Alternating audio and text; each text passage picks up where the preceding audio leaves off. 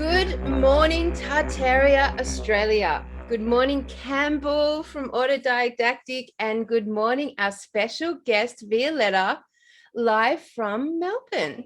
Today, we're doing a really special world exclusive Tartaria Australia podcast, because today, for the first time ever, I think in the world, Cambell, I could be wrong, but maybe in the world, for the first time ever, we are going to talk to Tartaria with a young person who has assimilated this information and basically evolved herself past 99% of all adults on the planet.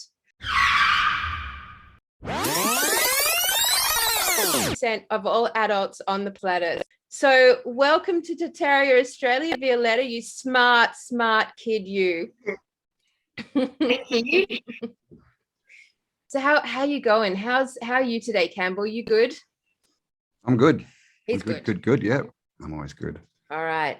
So Violetta, welcome to Australia, Tartaria, Australia. So what we're going to do is slowly, and this is going out to the parents of the world who keep leaving comments on everything I make that says, Kelly, please stop swearing and let us show the kids about Tartaria.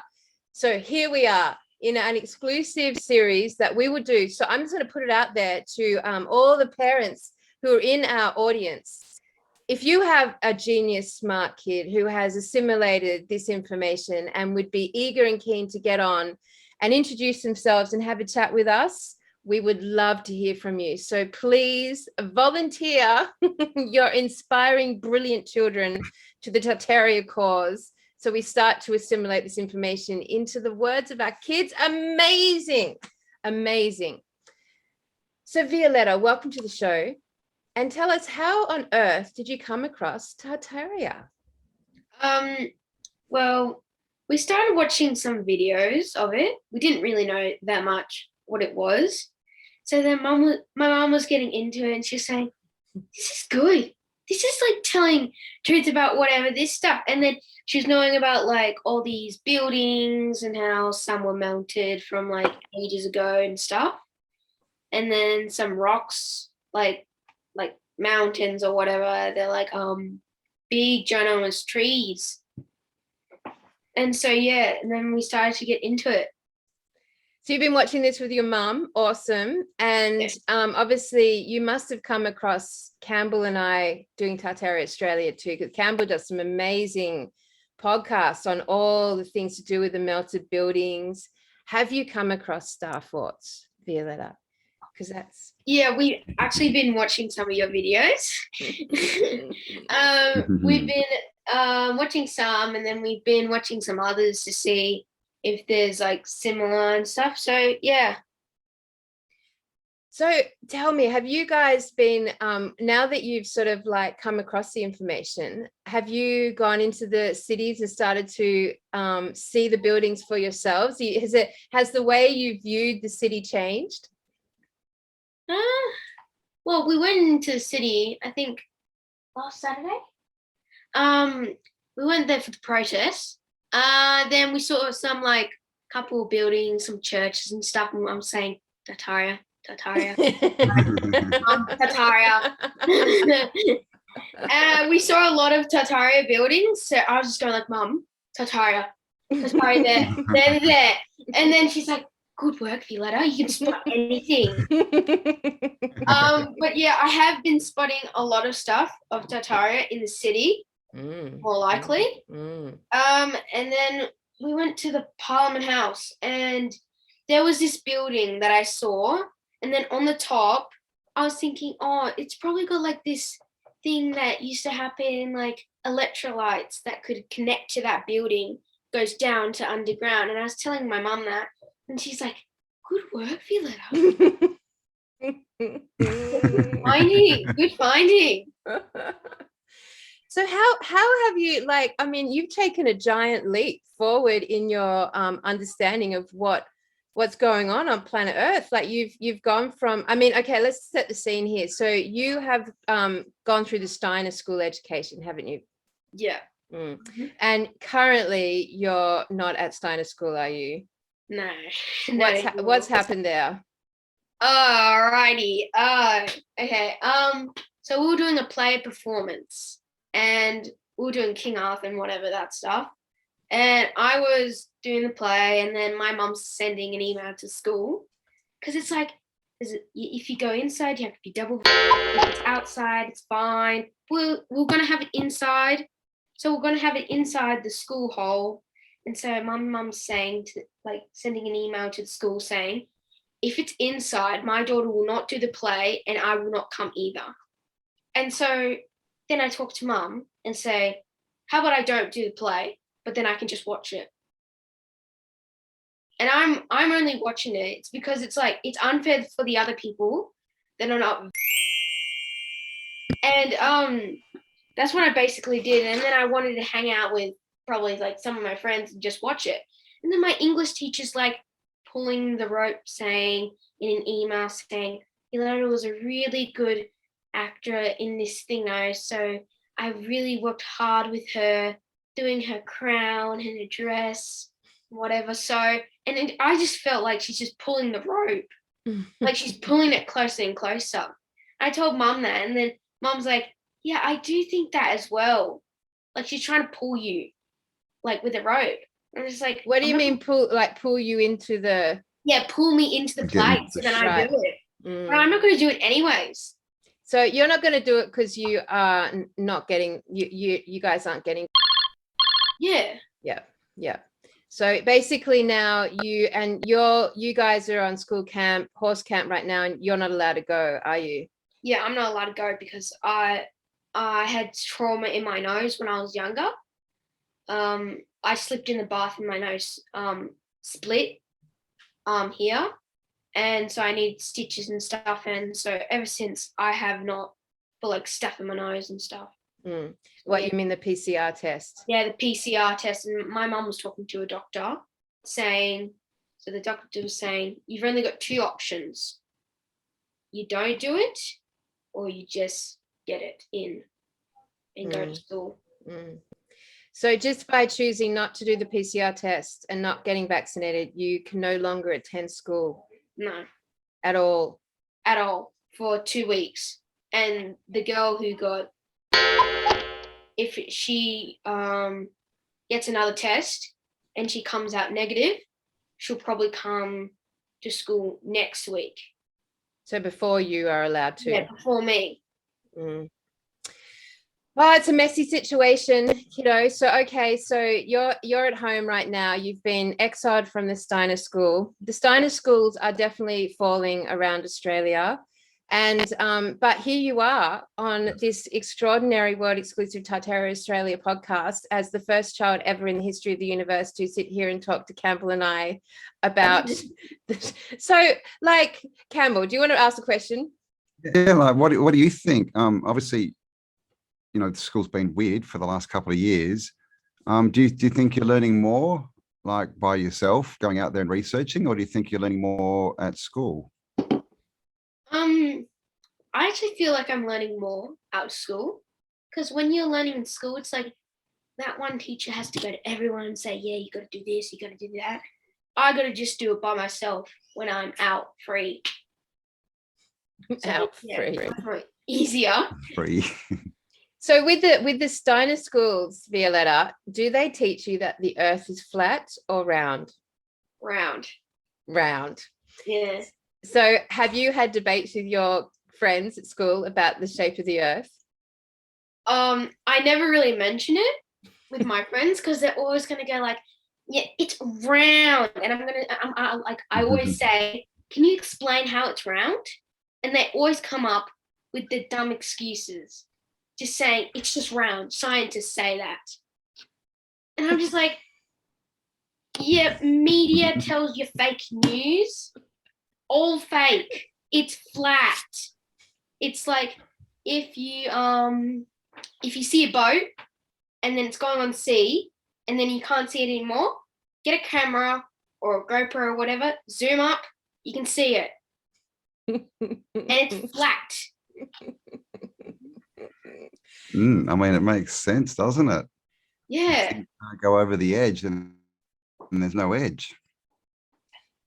And also, like the level of water, isn't it? Like water's always finding this flat level. Like, that all builders on the world, they use a thing called a spirit level, which is basically water in this long, like, device that allows them to know that they're building straight and square. So, I Level. mean, what other proofs have you come across with flat Earth, Violetta? What other things have you discovered on your search? It's also like when you're going on a plane, right? And you know how they've got the windows curved like that. So they're making you think the world is round. But if you had that straight, you can see the world could be flat. That's what they're trying to trick your minds with. Like pilots, they're going and they've got their windows like that, so they can see the world round. Even like the passengers, they have the side things like this, round. They're trying to trick with your mind. That's what they're trying to do. I think you're so right, because like Charlie's teacher at the Steiner School has told her the Earth is round based on his experience in an aeroplane and looking out of those curved windows. I can't believe that. I flew a lot when I was young, and I knew when I was 5. I was asked, why are these windows all curved? Why are they all weird? I actually never knew that people didn't get that. I thought that was obvious, but you hear it a lot now. People are like, well, you look out the window and it's curved. It's like, yeah, and the window's that one really freaks me out. It's just so obvious that they're curved. It's just bizarre. And also, of course, all the pilots in the world, they use longitude and latitude as their guidance system, which is basically based on a flat realm. You've come across this, haven't you, Violetta? Like, how would you explain that, when you're in an airplane and they're not sort of taking care of that curve every 5 seconds? Yeah. So how would you explain that to other kids? Oh, that's kind of difficult. Well, you know how planes, they just go up in the sky? And you know how they go straight? They always just go straight. Why do people think they could just go like this, round and round and round and round and round? No, you go straight like that. Across a flat realm. It's true. Like pilots don't, because if it was round, they'd have to go up, and then they'd go across, and then they'd have to like pivot down again to keep themselves level, and keep pivoting down and keep pivoting down to take care of this curved Earth as they go around it to get from one place to the other. And the other interesting one was that if you look at the flight paths and you go from one country to another country, and then on our current round map idea, we end up having a stopover way over here, like in a country that's well off the flight path. But then if you flatten that map out, it's in a straight line. Yeah. That's another big one as well. So understanding that the Earth may be flat, Violetta, how has that changed your idea of the planet you're standing on? I was just like, why is the Earth flat at first? I was kind of confused with that. And then I was like, oh, well, that's a new thing in my life.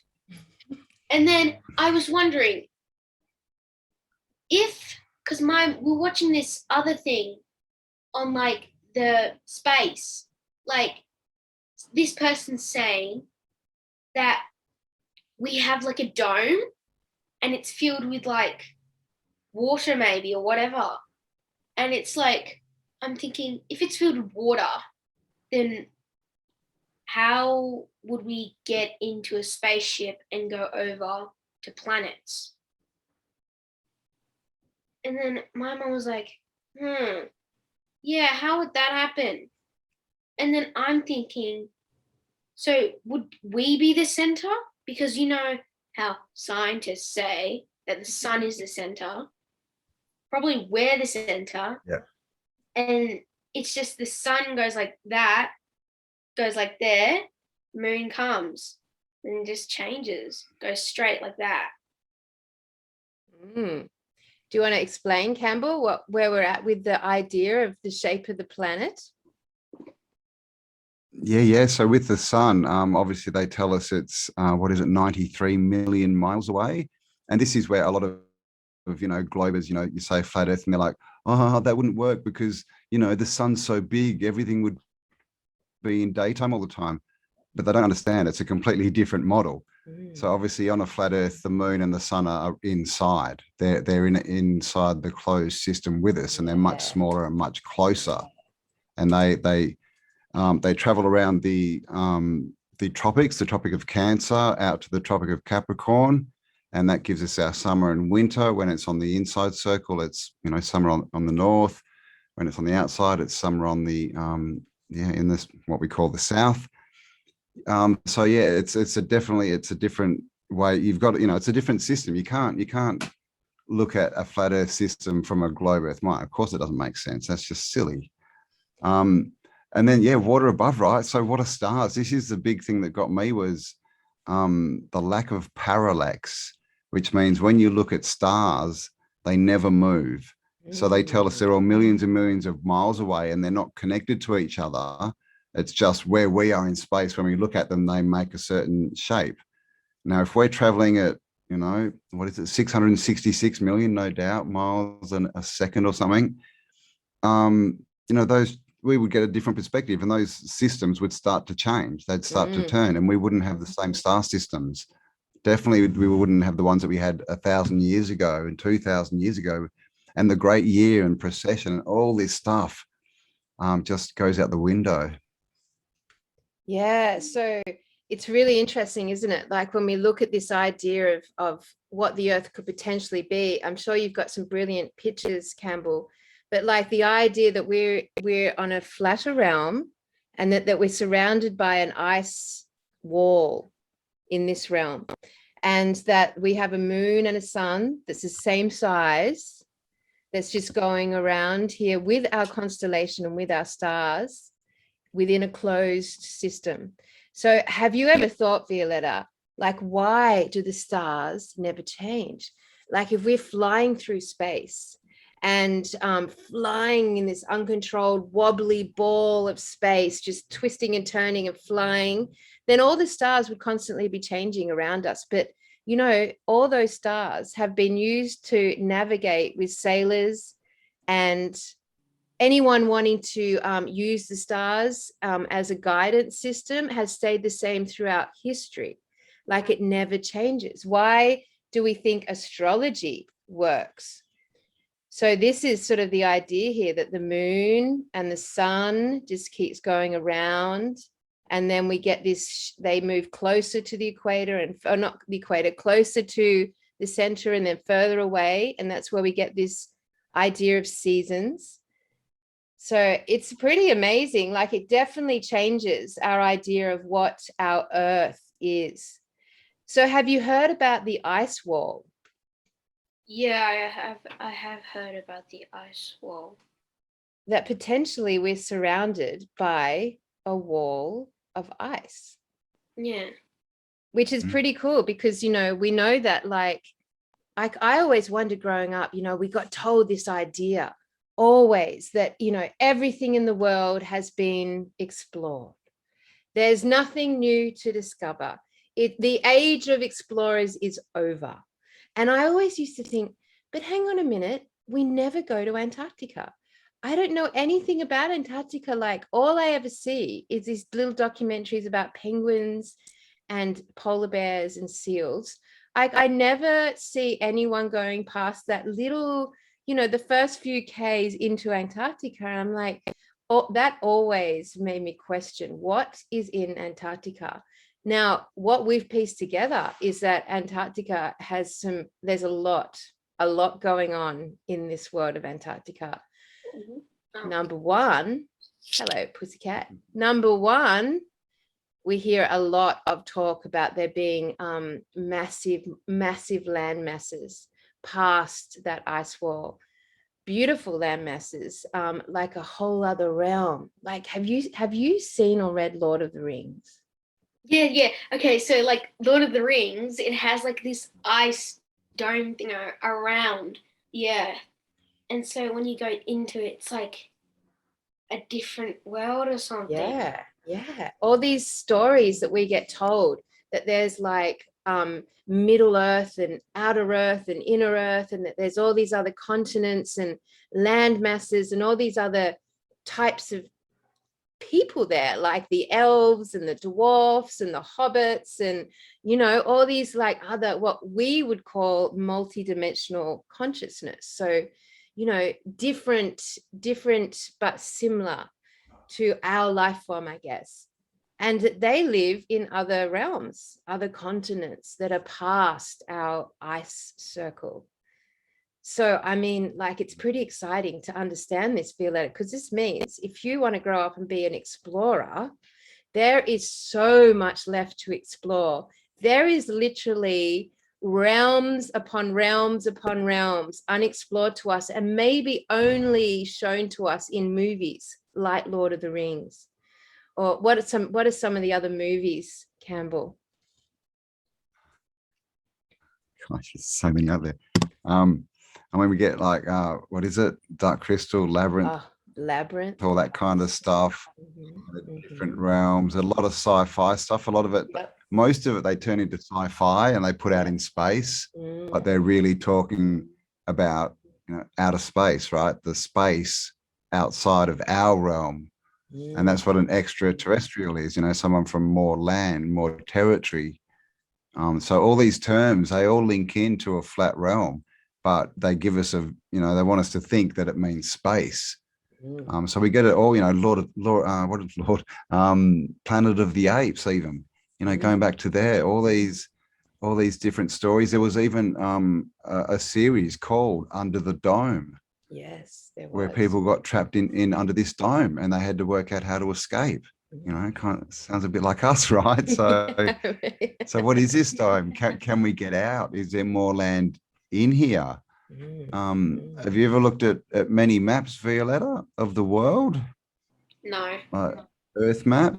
If you look at maps, you'll find that the Pacific Ocean, especially when they show you the globe, literally half of the globe is just water. There's nothing there. And we've got this massive, massive space, and they say there's no land there. But then we've got these old maps that show land masses there and all these. So there could be land that we don't know about in here with us. We just don't know because we're not allowed to go there, are we? This is the problem. We can't go to Antarctica or the Arctic.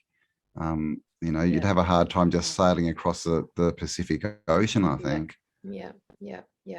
So we can't travel to explore these lands at the moment, and potentially we've also got things like GPS and Google Earth. We've got things like Google Earth, which, have you ever played with Google Earth? Have you ever used it before? Yeah. So we've got this technology that we've been handed that says to us, we can use this technology to look at the whole planet. We can use this technology and we can see it all. But imagine if they created that technology not to show us things, but to hide things from us. So that they're saying to us, here it all is, it's all transparent, but in actual fact, they've deleted a whole chunk of the world from Google Earth. So we never even know it existed. It's a crazy world, isn't it, Violetta? It's a crazy world we live in right now. Yeah, it is. So, all right. So you have, sorry, go on, Campbell. I was going to say, you mentioned fake news before, and that all the news is fake. And the saying we have is, that's all fake, and all the what they want us to believe are fairy tales. That's the truth. All these castles and wizards and elves and dwarfs and all this stuff. That seems to be the truth, but they're just trying to make us believe, no, that's just fantasy. That's just for, little kids. Don't believe that. That's silly. So everything's backwards, isn't it? It's a bit confusing living in this world sometimes, isn't it? Because we have to have a look, Violetta, at the fact that all these beautiful castles exist around the world. Like the one behind you, it's a beautiful, beautiful castles that look like the castles we see in Disney and in cartoons and in stories like King Arthur and all of these gorgeous, beautiful castles. And so we get taught that they're actually in these stories, in these fairy tales, and most people don't even realize how many are actually here in the realm right now. Like if you type in, castles, you'll come up with some amazing on the realm right now, buildings all over the planet. Buildings all over the planet.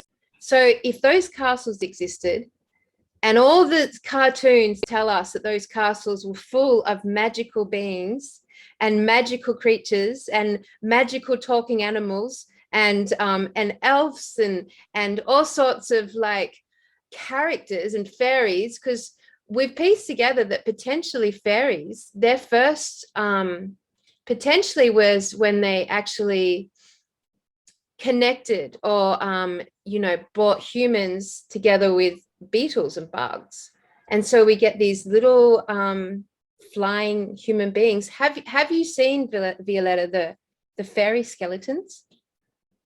No. Let me show you a fairy skeleton. Yeah. A fairy skeleton. We have lots of skeletons and skulls and things, and they always put them in these little obscure museums, and they don't tell anyone. And they just say, "Oh, that's just crazy," but they're all there. Yeah, let me screen share. If you want to. So this is some of the tiny. Oh, this is some of the skeletons. This is one with a bit of an alien. Well, when we say alien, when we say alien, what we actually mean is just a consciousness that is not what human. would you say? Not human. And in human. There's another one. How's that? Have you got the one? I can't remember the name of the museum, but there's definitely one with wings. Yeah, is that it there? Yep. Yeah. Yep. Wow. Yeah. Fairies are real. Fairies are real. All right, I don't know if that's real or not. That's pretty scary.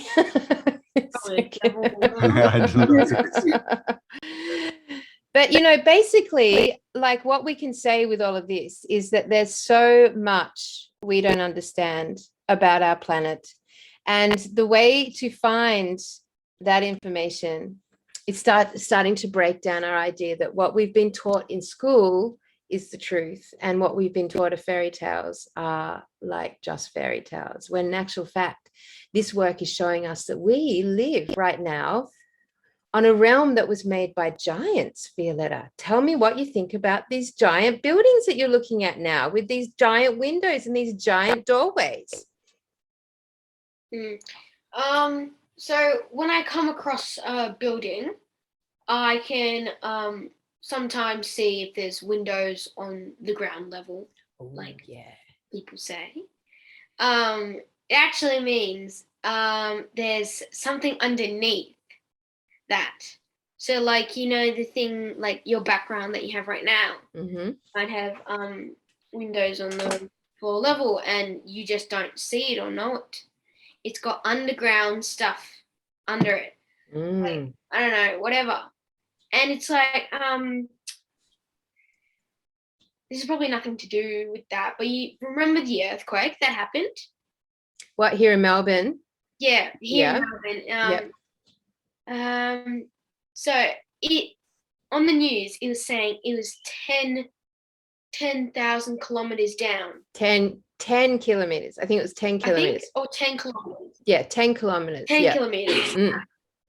And so what that means is something's under it that people are trying to do, or they've got something like bombs under there. Because my mom, she was like talking about there's something under there, like, because I think like some Australians were trying to find some bombs from somewhere, and so they couldn't find it, but they found like a little bit, So that's what they did. They did it up there in Mount Bullarai. Yeah, it was around that area. Yeah. And it went all the way down to Tassie. Yeah. Because it's Australia doesn't get earthquakes, does it? No, it doesn't. What are earthquakes, Campbell? How would you describe earthquakes? The mainstream narrative tells us that we live on tectonic plates, and that's why we have continents. A continent is a landmass that's just on one plate. And when these plates move, because we're all sitting on, magma, right? We're sitting on liquid fire, and they move and they rub against each other. And when they do that, we get an earthquake. But of course, Australia is a continent. We are on a tectonic plate. We're not particularly near the edge of it, so we shouldn't get earthquakes at all. Yeah. So what are they then, Campbell? Explosions from under the ground. There's a lot going on underground. There's a whole world right down there. I watched a video yesterday, and these guys in England went down, an old manhole, and they found this massive tunnel system, and they were going underneath a river.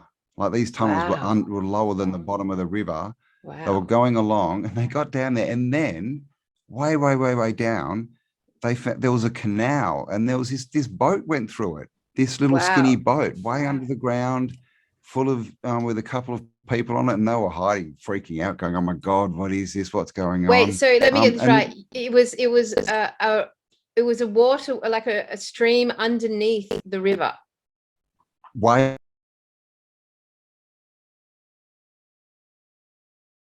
underneath the river, like a man-made canal, with a canal boat, and this canal boat went along, and they were freaking. So they were underneath. They were, I don't know how many stories down, like 10 stories underground kind of thing. Wow. And there's all these people, and there's people down there and boats and things going on, and they're like, what? So we just don't know. It's like Antarctica, right? We're not allowed to dig. We're not allowed to dig anywhere. Which is why they have all these, things like cemeteries. You can't go and dig up. Or everything's archaeological, right? You've got to be an archaeologist, or else you can't go there and check it out. That's just how they hide stuff. That's just their way of hiding stuff. That's it. So there is actually a law, isn't it, that like when we buy property, we only own, I don't know the actual law, but it's like we only own like 3 feet underground or something, and then the rest is, So we don't have, if we buy a farm, we don't have the rights to like dig down on our own land. And this is because that we know that they know that our entire underground of this realm is full of basically a second world. Like we've got a second realm going on underneath this earth. And, all of our buildings, we can see, Violetta, and you would see by now when you said they've got the little windows. So we can see now that when you go into the city, and all the kids can look at this, you go into the city, and where you've got the like hills of the city, all the buildings are built into those hills.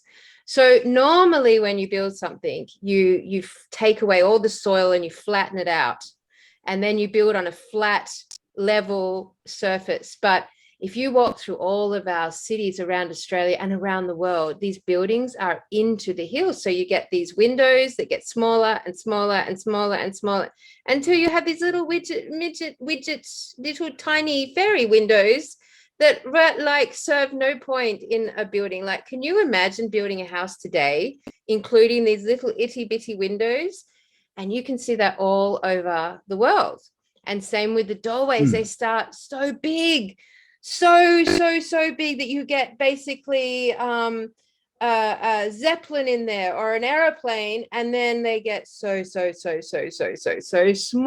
that maybe a little dog can get through them. And this is because they're all basically been buried in what we would call the mud flood. So what do you know about the mud flood, Violetta? Well, I don't really know that much about the mud flood, to be honest. I haven't watched that much videos on it. But there was this lady who was saying, because there was like some earthquakes or something wrong in like Japan. This is like, I don't know, 2016 or 2011. And so it's like the floor level was all like liquidy and would sunk Yeah. the buildings down. And so it was just taking the buildings down lower and lower and lower, and people dying, and stuff. And so they didn't know, like the media didn't know what to call it, so they just call it like quicksand or something, just like that. Something happened, or like there's a volcano under and it's like all melting. That's why. That's what the media was saying, but this lady was saying, no, it's actually this thing that actually causes the earth to, melt the floor level. Liquefaction. Yeah, It's called liquefaction when the earth vibrates really fast and all the earth turns to water, basically, to water-like stuff, and buildings sink down in it. Which we see a lot. So there's all these things. And quicksand. How come everyone knows about quicksand, but no one's ever seen it? Yep. Like, what's going on there? That's so true. We've like all got this fear of quicksand, haven't we? It's like we've all got this fear. Oh my God, I'm sinking. Throw me a stick. Yeah, But we've never seen it. That's so true. It's in all the cartoons. It's in all the kids' movies. It's quicksand. You would have seen that Violetta before, like Tarzan, all those sorts of like stories. It's quicksand, and it's true. Like I have never. It's just like it's kind of like COVID. Like, has anyone actually seen it? Like, like we've never seen it in reality. But like, yeah, it's just the leftover fragments of the truth, which is that liquefaction, which is really interesting, because the way that works is through vibration. So, and things speeding up to a point where they just actually lose their form would be the quickest way of putting it. So when our ground feels hard and solid, if you vibrate that quick enough, it starts to lose that solidity and starts to like become a liquid-like substance. And when we look at Tartaria, one of the big things about Tartaria is that they use sound a lot, because if you look at these beautiful old buildings and all these beautiful churches, they are full of all these massive organs, like these huge. Have you seen an organ in a church, Violetta? Have you been in and seen a giant organ? Yeah. Yeah. Well, they use that in combination with water to create vibrations and frequency. So that mud flood, I guess we would say, was almost a weapon, would you say, Cambell, against the realm? Yeah, I think it's part of it. I mean, I think, there's a couple of things, but definitely vibration, sound, Jew-type weapons. I mean, we have the story of Sodom and Gomorrah, right, where they collapsed the walls, and what did they do? They marched around it 7 times, stopped and blew their trumpets sound, and the walls collapsed. Yep. So this is the thing. We've even got pictures of sound weapons back from World War One. These things that look like big tubers, and they're actually weapons. So yeah, sound is a big thing. Yeah. And again, right, they don't want us to know that because they're using it against us as we speak, probably, all this frequency kind of stuff. Yeah. So Violetta, tell me, like, how would you summarize this information to other kids? Like, if you were to try to like teach them about Tartaria, what would you say?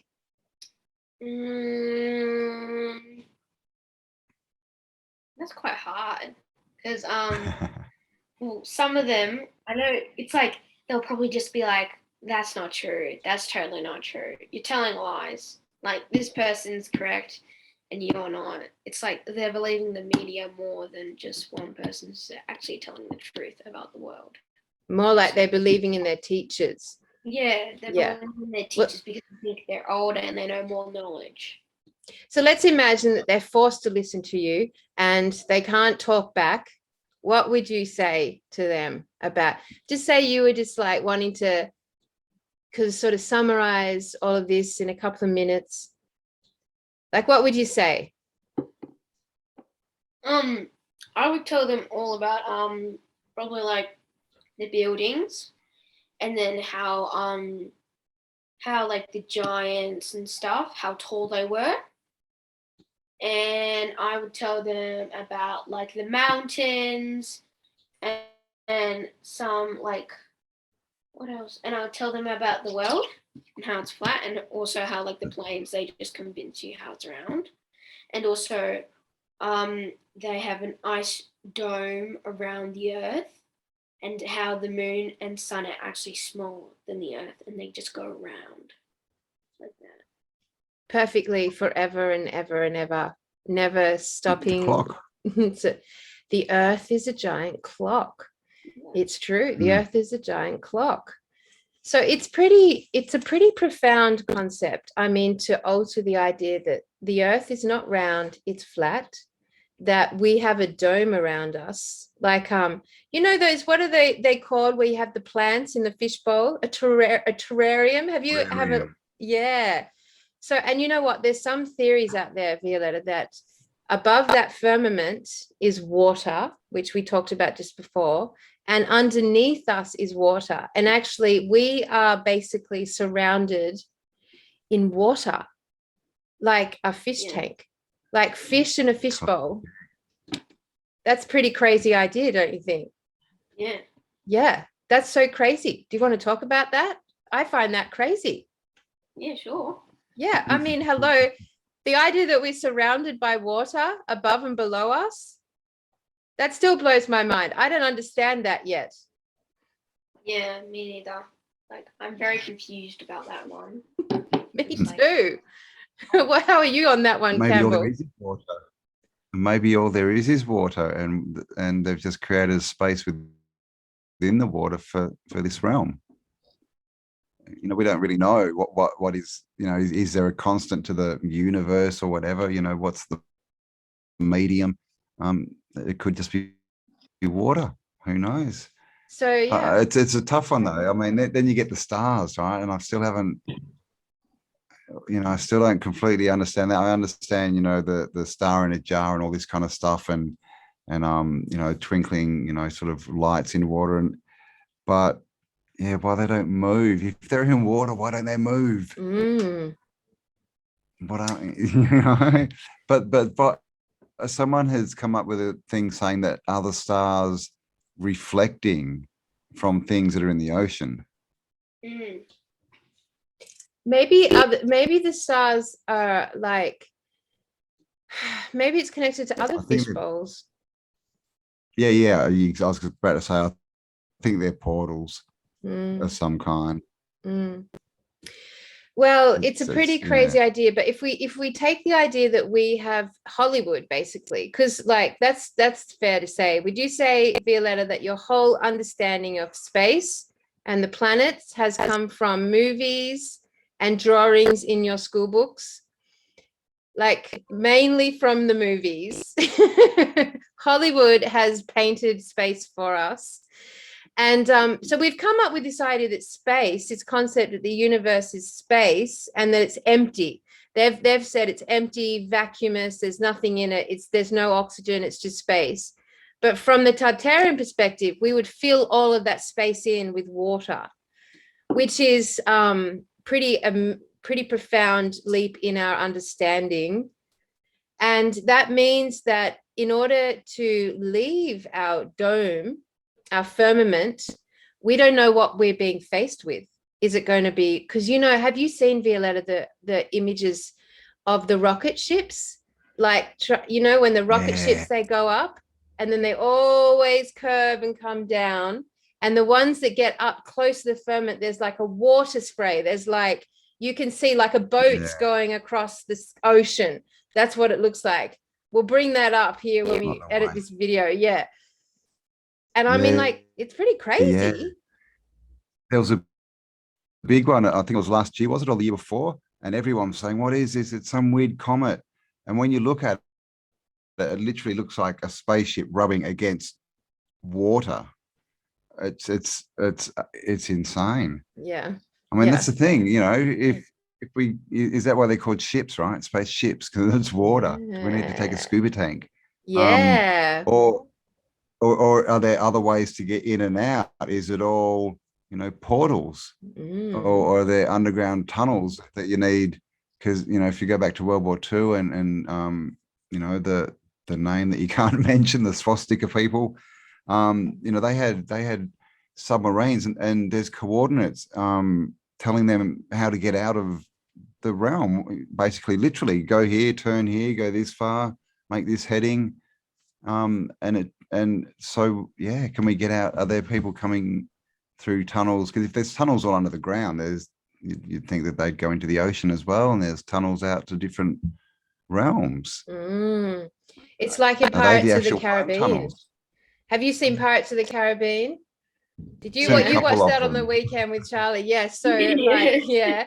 So in Pirates of the Caribbean, I don't know which one it is. The pirate ships, I think that's really interesting. Spaceships are called ships. The pirate ships go down a whirlpool and then upside down and appear up on the right side again. Was that in one of the movies you watched on the weekend, Violetta? No, we didn't watch that one. Okay, yeah. So they went through Exactly a the same whirlpool as in the BFG, ocean. Yep, upside down, and it reappeared. Have you seen the movie the BFG, the Big Friendly Giant? And what happens in that one? Do you remember? It's like whatever the little girl's name is, she follows the giant, and she doesn't know what the giant is or whatever.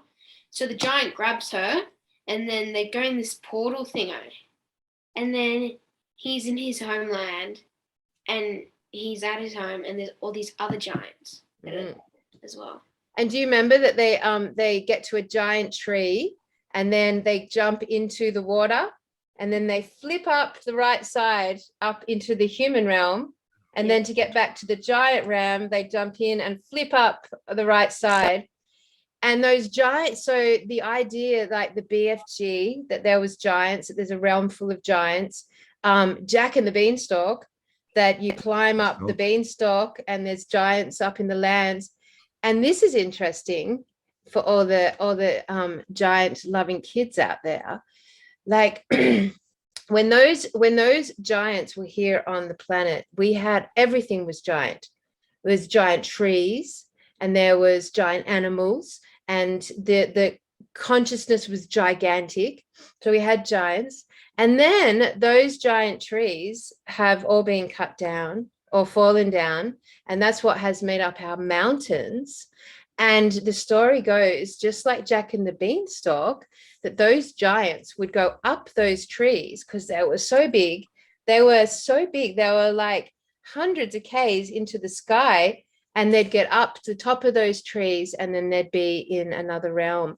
And isn't that interesting? Because I know at school you've studied like Olympus and Zeus and the gods and the Greek mythology. And that's all about going up into the heavenly realms, into and the same thing. So all these doorways and portals and giant trees, very much a part of our true history.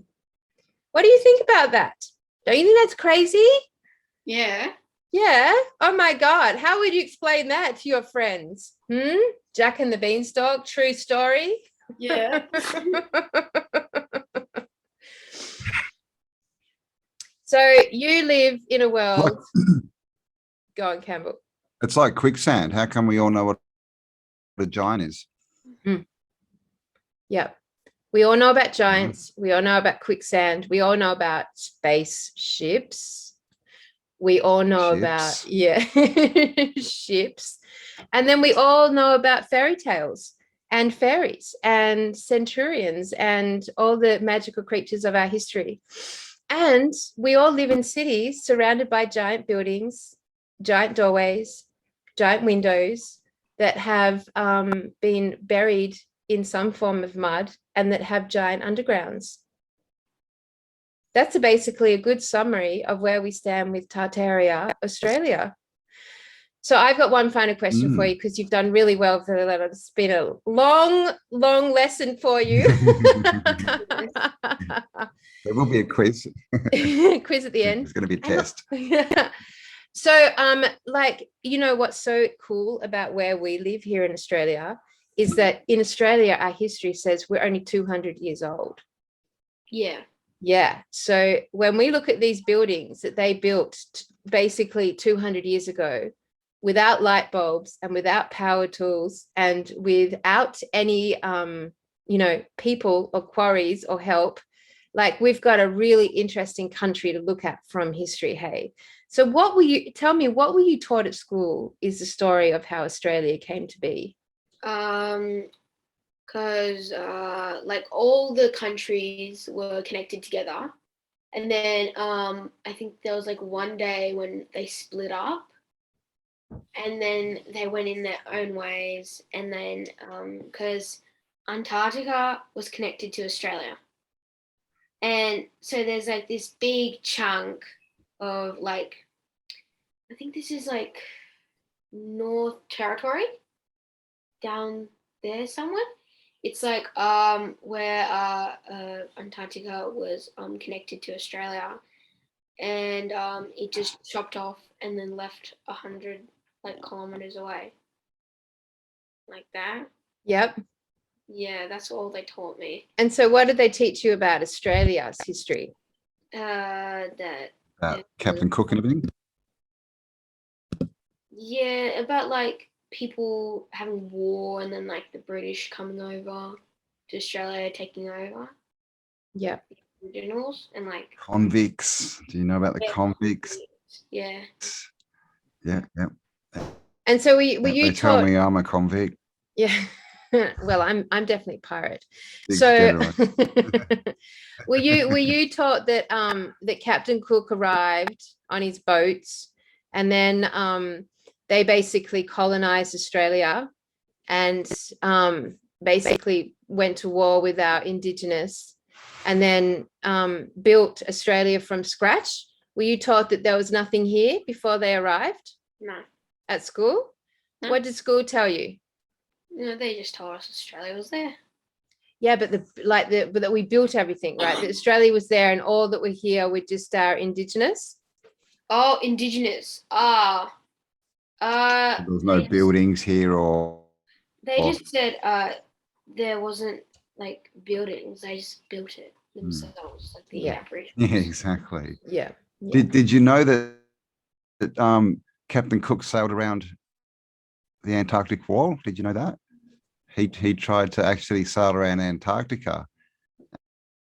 And how long was he gone? I think it took him 2.5 years or something.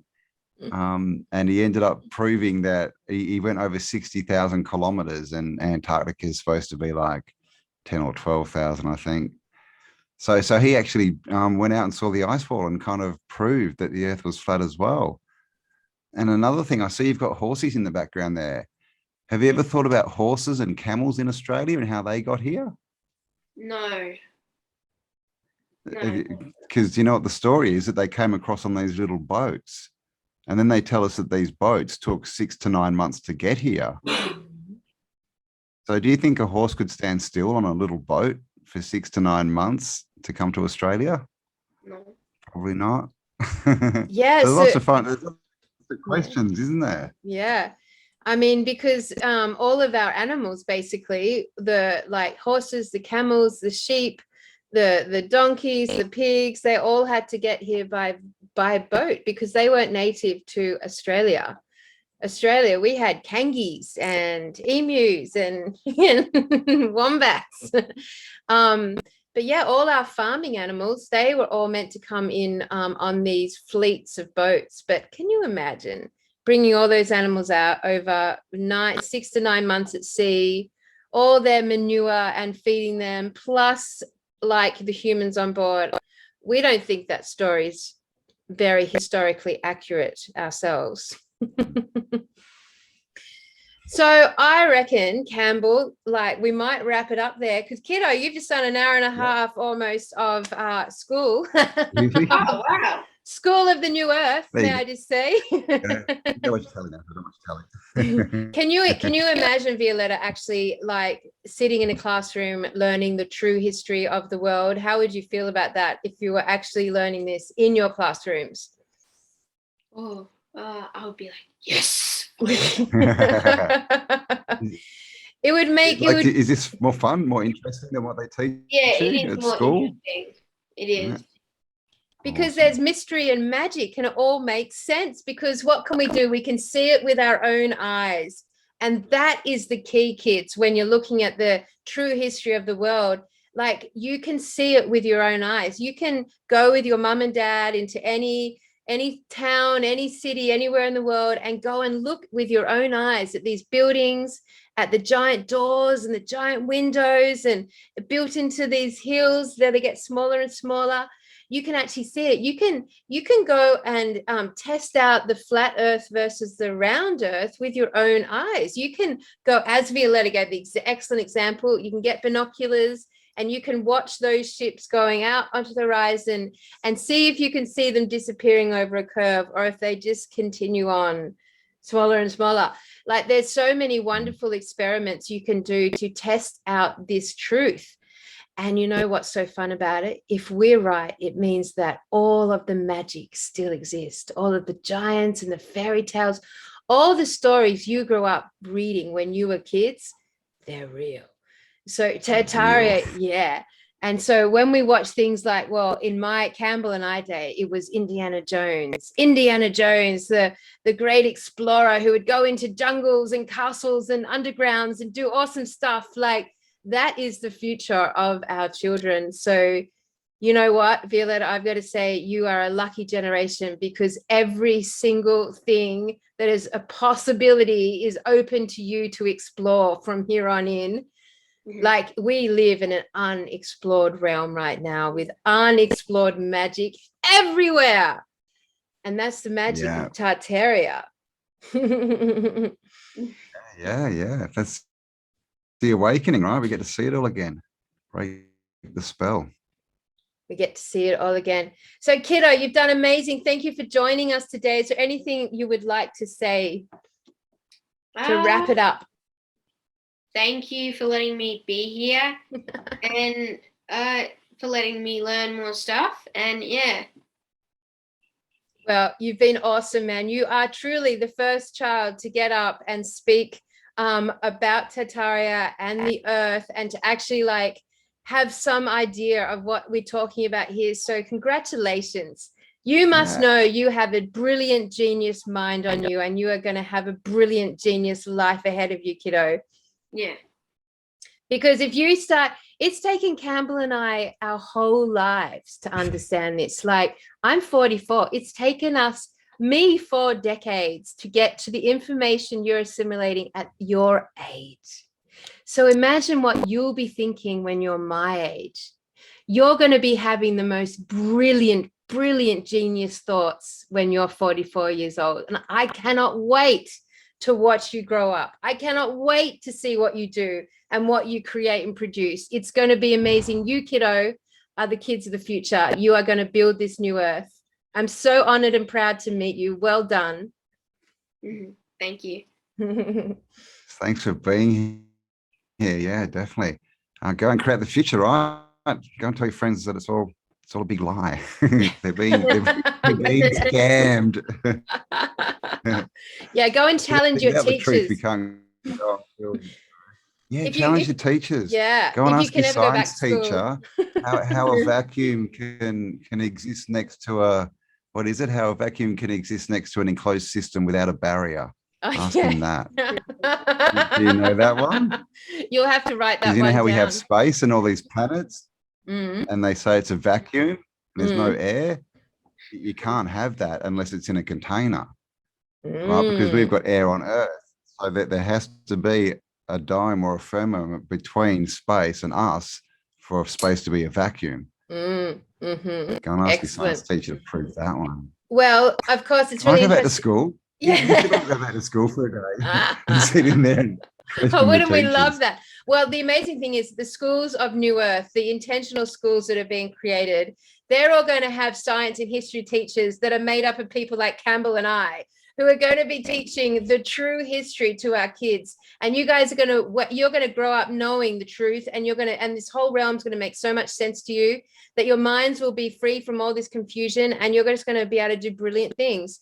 And we're so excited to be part of that changeover right now. So for all the parents out there, I think Campbell and I are going to put together a bit of a criteria, a curriculum, a teaching curriculum that because most of, so Violetta, the other thing is about Tartaria Australia is that most of the kids most of the parents who have kids, they're all at home as well. Like most of our audience, pretty much all of them have refused the vaccine and refused it for their kids. And so you're all at home right now. Well, so so it would be so cool if we had a kid network who could actually get on for a couple of hours every week and like discuss these amazing ideas. And maybe Campbell and I can help facilitate that and, pop in as some cool teachers every now and again. So that's a call out to all of our audience and parents out there who actually are in that situation and do actually want to create that network and do want to have their kids make contact with each other. Then let's leave us a message. Let's see what we can facilitate here, because that's the future.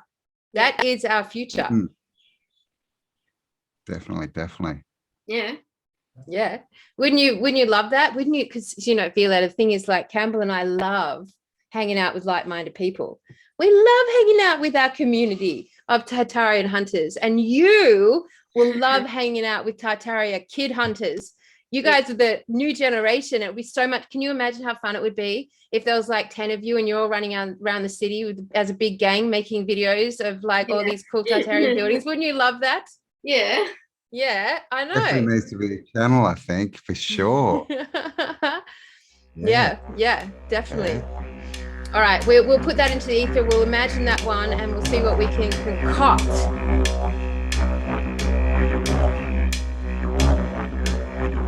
I'm just introducing Anna, Violetta's mum, just very quickly to the podcast to tell us what are your thoughts about kids right now and homeschooling and Tartaria and all of this?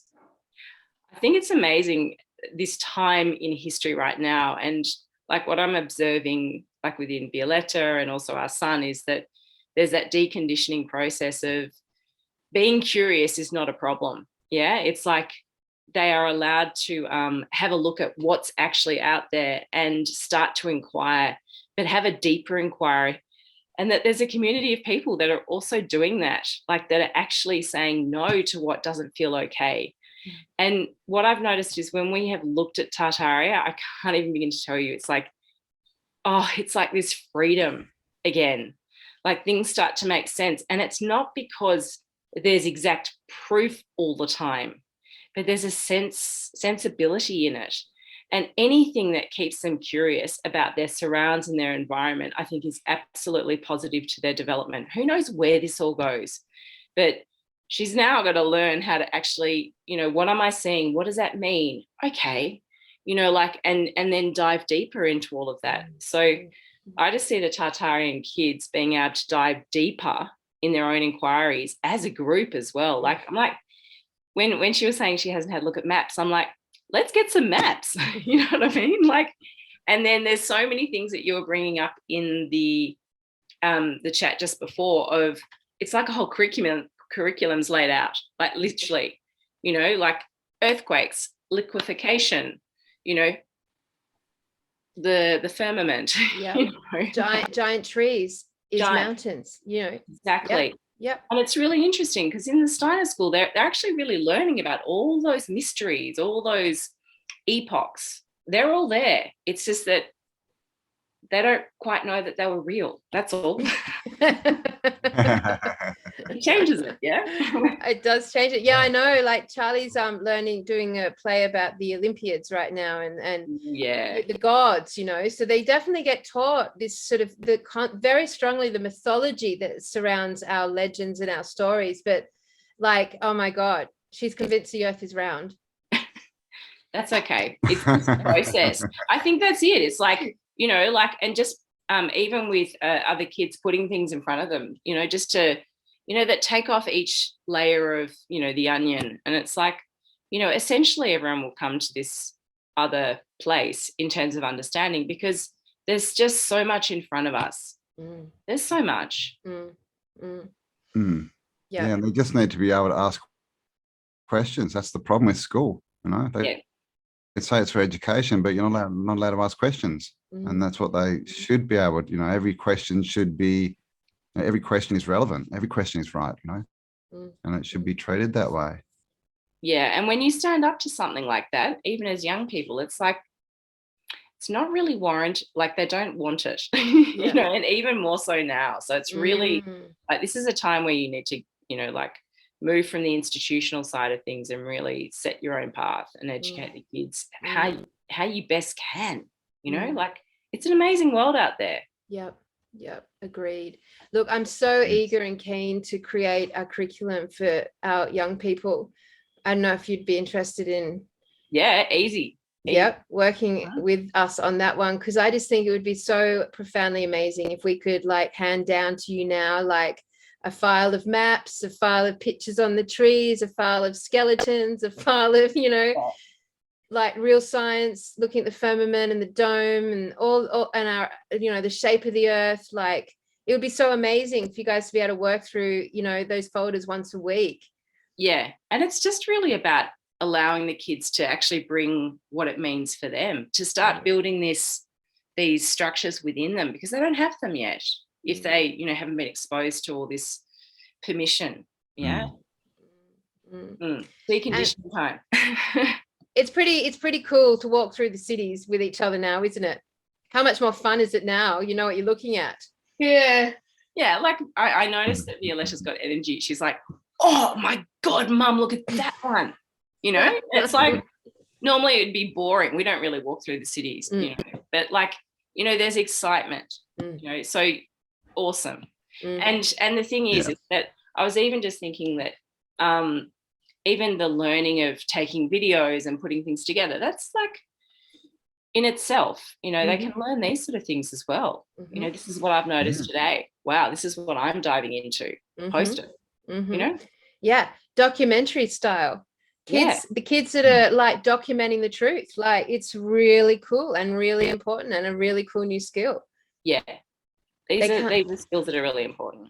It would be very hard for the censors to censor children. It'd be, I mean, like if they start like making documentaries and like getting videos out, I mean, like it'd be pretty mean if those fact checkers like censored our children. Yeah. We could really make them look bad, couldn't we? Yeah, exactly. Well, thank you. That was amazing. And yeah.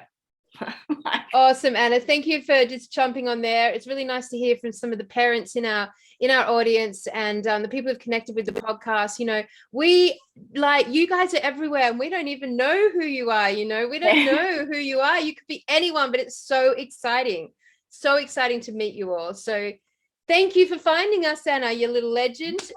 One of our high IQ, amazing, smart community makers. All right. Keep doing what you're doing, guys, because it's amazing. Keep doing it. Yeah? Boom. That's right. Legends. Legends in the making, Campbell. Hey. All right, everyone. Well, look, that's our first episode with our first genius young mind over here willing to talk to us about these concepts. Well done, you. Thanks everyone for watching. We're very serious about connecting the kids with Tartaria and actually teaching them the true history so they can grow up and be the innovators and geniuses behind the new earth. So this is us being in very positive affirmative action, solving some of these solutions ahead of us. We love you, we honor you, and we will see you soon. So bye from Tartaria, Australia. Thanks, Violetta. Thanks, You're welcome.